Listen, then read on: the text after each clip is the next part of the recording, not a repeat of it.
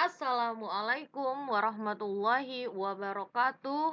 Selamat pagi untuk semua siswa dan siswi kelas 3 SDI Al-Falah 2 pagi. Semoga kalian semua dalam keadaan sehat walafiat. Amin.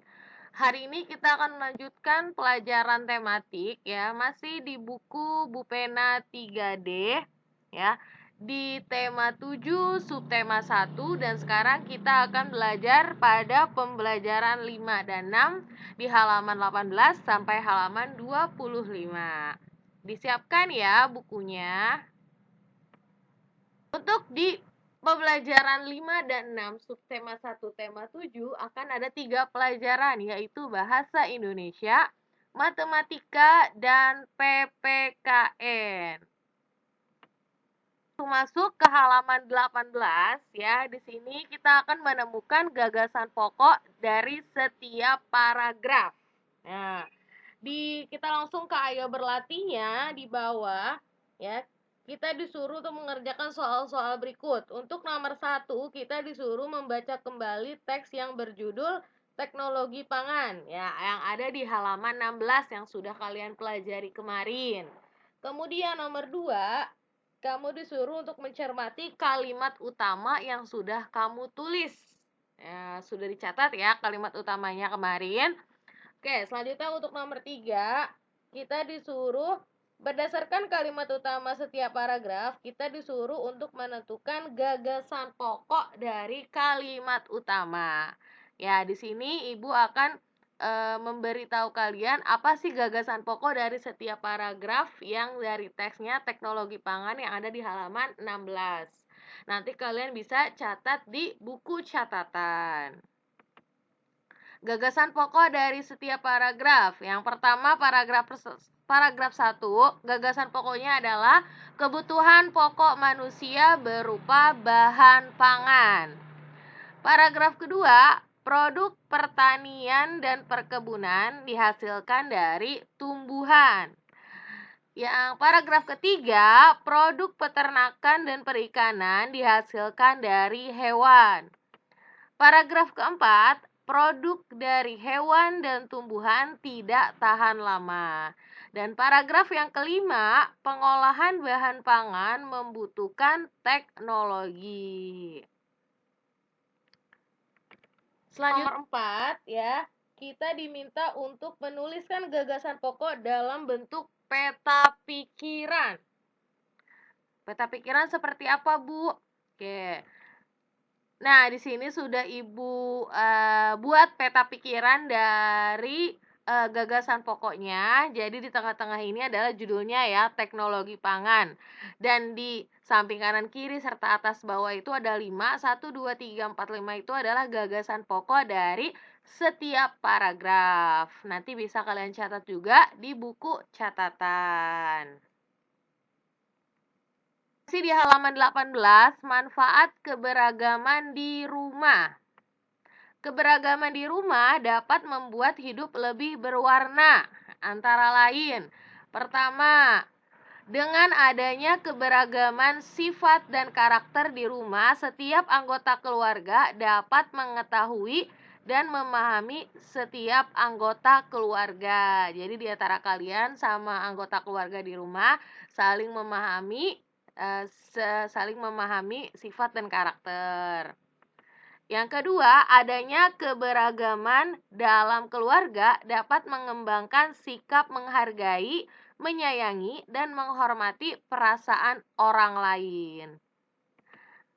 Dan yang ketiga, perbedaan kemampuan dalam keluarga bermanfaat ketika kita bekerja sama ya.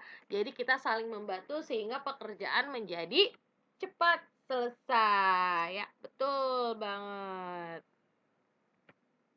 Ya, selanjutnya ayo berlatih di halaman 19 paling bawah. Nomor 1 kita lihat, jelaskan manfaat yang diperoleh jika kita dapat menyikapi perbedaan di rumah dengan baik. Ya, dapat membuat hidup lebih berwarna. Silakan kamu tulis jawabannya nomor 1 ya, pakai pulpen. Nomor 2, tuliskan dan jelaskan contoh manfaat keberagaman sifat dan karakter yang ada di rumah. berkata lemah lembut kepada keluarga yang mengalami kesulitan. Silakan ditulis. Nomor 3, tuliskan dan jelaskan contoh manfaat keberagaman kemampuan dan keterampilan yang ada di rumah. Kerjasama ketika membersihkan rumah. Itu adalah contohnya. Untuk nomor 4-nya kita lewatkan. Selanjutnya kita ke halaman 20. Menentukan satuan tak baku untuk volume benda. Ya, sambil kamu lihat di buku kalian, di layar juga ada. Di situ ada 3 botol kecap ya, 3 botol kecil kecap dan 1 botol besar. Jadi dari 3 botolnya itu dituang ke 1 botol yang besar ya. Jadi 3 botol kecap yang kecil itu langsung kosong dan botol besarnya tadi terisi penuh ya.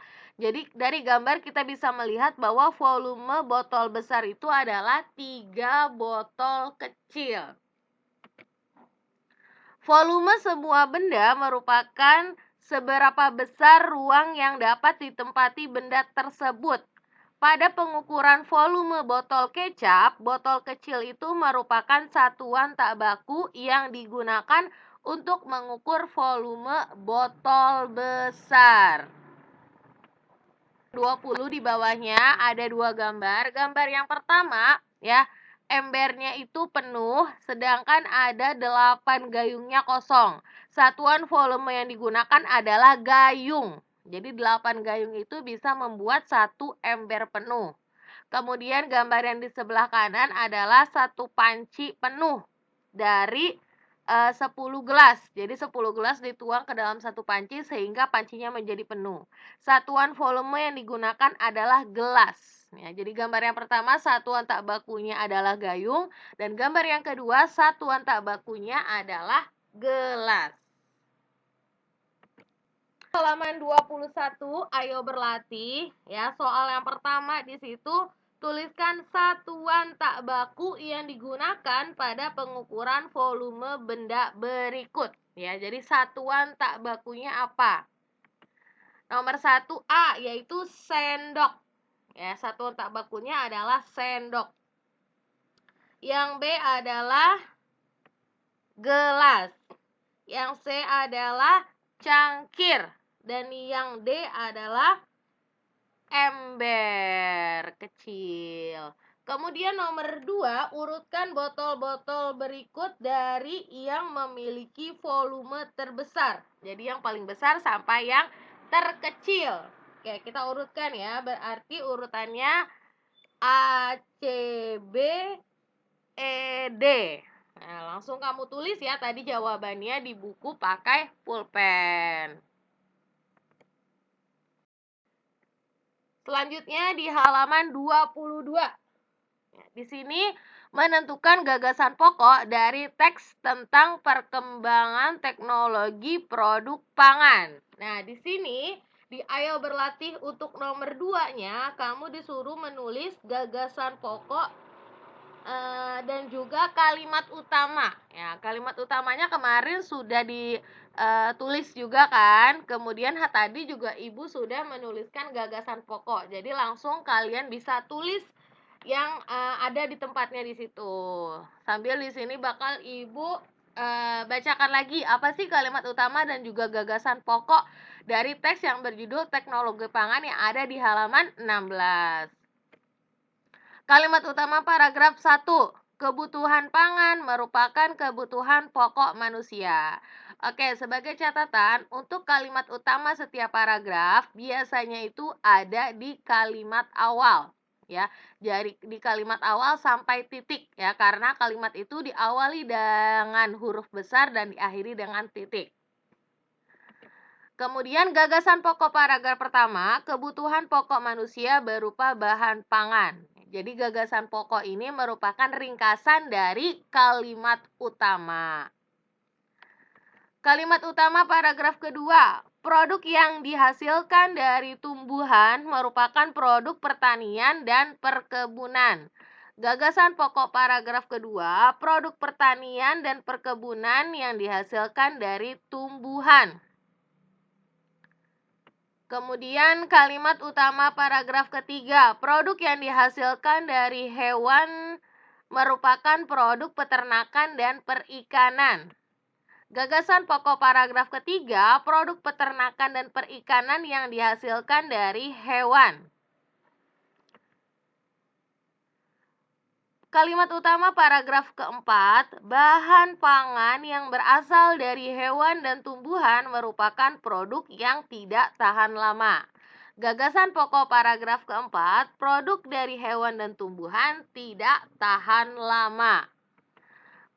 Kalimat utama paragraf kelima, pengolahan bahan pangan membutuhkan teknologi disebut dengan teknologi pangan. Gagasan pokok paragraf kelima, pengolahan bahan pangan membutuhkan teknologi. Jadi silakan nanti kamu tulis di halaman 22 pakai pulpen. Kalau misalnya ada yang tidak muat, boleh kalian tulis di kertas lembar dan disimpan, ditempel di buku pulpenanya agar tidak hilang. Oke, selanjutnya di halaman 23 masih menentukan volume benda dengan satuan tak baku. Benda yang memiliki ruang dapat diukur volumenya. Volume adalah besarnya ruang yang dapat ditempati suatu benda. Boleh kalian garis bawah ya pengertian dari volume pakai pulpen atau boleh pakai pensil. Nah, contoh pengukuran volume benda ya. Jadi ada berapa nih volumenya? Oke, di gambar di buku kalian ada gambarnya, di layar juga ada. Dari satu ember itu penuh dengan 8 gayung. Ya, jadi volume ember adalah 8 gayung. Jadi satuan tak bakunya adalah gayung. Volumenya adalah 8 gayung. Nah, masih di halaman 23, ayo berlatih. Nomor 1 kita lihat volume termosnya ada berapa gelas? Ya, ada 5 gelas. Kemudian nomor 2, volume tekonya ada berapa cangkir? Ya, ada 8 cangkir. Kemudian yang nomor 3, volume baknya ada 7 gayung. Dan yang nomor 4, volume bak yang besar itu ada 15 ember. Ya, langsung kamu isi ya di buku bupenanya. Terakhir di halaman 25, menyikapi keberagaman di rumah. Setiap anggota keluarga memiliki kebiasaan, sifat-sifat, dan ciri-ciri yang beragam. Perbedaan yang ada tidak menjadi suatu masalah. Untuk menyikapi keberagaman di rumah diperlukan sikap tenggang rasa. Apa sih sikap tenggang rasa? Tenggang rasa artinya menghargai dan menghormati perasaan orang lain. Dengan sikap tenggang rasa, kehidupan di rumah menjadi rukun dan harmonis.